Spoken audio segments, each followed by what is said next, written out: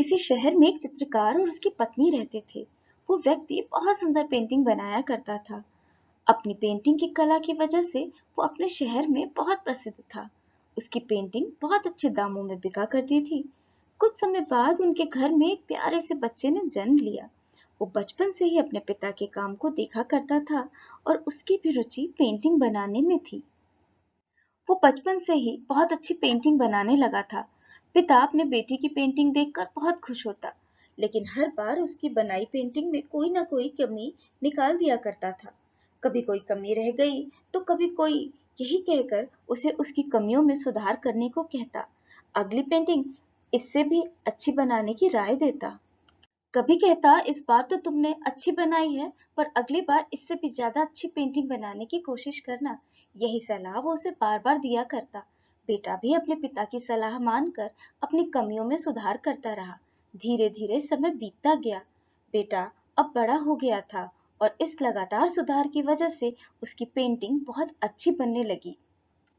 लोग उसकी बनाई पेंटिंग की बहुत तारीफ करने लगे। उसकी पेंटिंग्स की कीमत उसके पिता की बनाई पेंटिंग से भी ज्यादा हो गई थी, जबकि उसके पिता की बनाई पेंटिंग की कीमत आज भी वही थी। लेकिन आज भी उसका पिता उसकी पेंटिंग में कमियां निकाल ही देता, पर बेटे को अब ये अच्छा नहीं लगता था। उसका मन उनकी राय मानने को नहीं करता। फिर भी बेमन से उनकी सलाह मानकर अपनी कमियों में सुधार कर ही लेता था। एक दिन जब बेटा अपनी बनाई एक पेंटिंग को अपने पिता को दिखा रहा था, तो उसने फिर उसमें कोई कमी बता दी। आज तो जैसे बेटे का सब्र का बांध टूट गया। उसने जवाब दे दिया।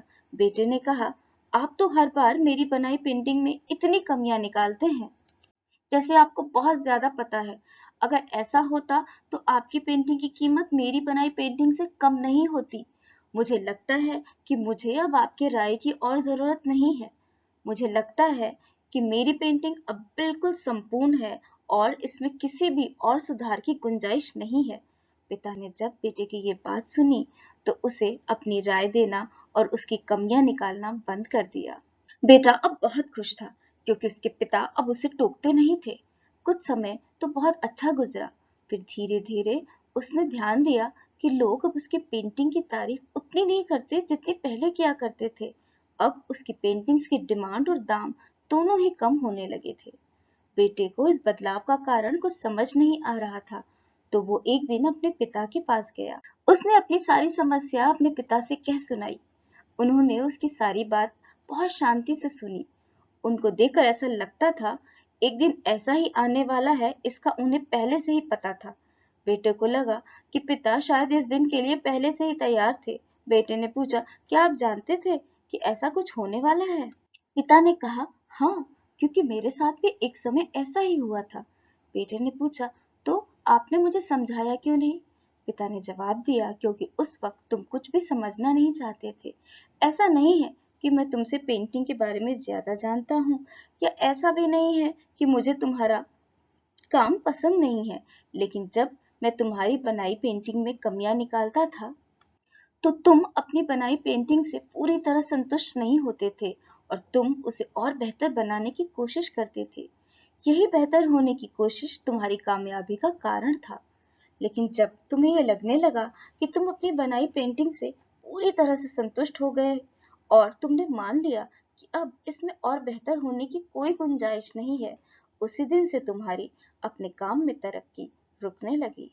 लोग हमेशा हमसे और बेहतर की उम्मीद करते हैं। यही कारण है कि तुम्हारी पेंटिंग्स के लोग अब उतनी तारीफ नहीं करते। बेटे ने पूछा, तो अब मुझे क्या करना चाहिए? पिता ने कहा, जिंदगी में अपने काम से पूरी तरह संतुष्ट होना छोड़ दो। ये मान लेना चाहिए कि हमेशा हमारे काम में और बेहतर होने की गुंजाइश अभी बाकी है। यही बात हमेशा खुद को और अच्छा काम करने के लिए प्रेरित करती रहेगी और काम को हमेशा बेहतर बनाती रहेगी। इस कहानी से हमें ये सीखने को मिलता है, पिता नीम के पेड़ जैसे होते हैं, जिसके पत्ते भले ही कड़वे क्यों ना हो, पर छाया हमेशा ठंडी देते हैं। Happy father's day. अगर आपको यह कहानी अच्छी लगी हो तो इसको लाइक करें, शेयर करें और ऐसी ही कहानियों को सुनने के लिए सब्सक्राइब करें हमारे YouTube चैनल स्टोरी तेरी मेरी। धन्यवाद।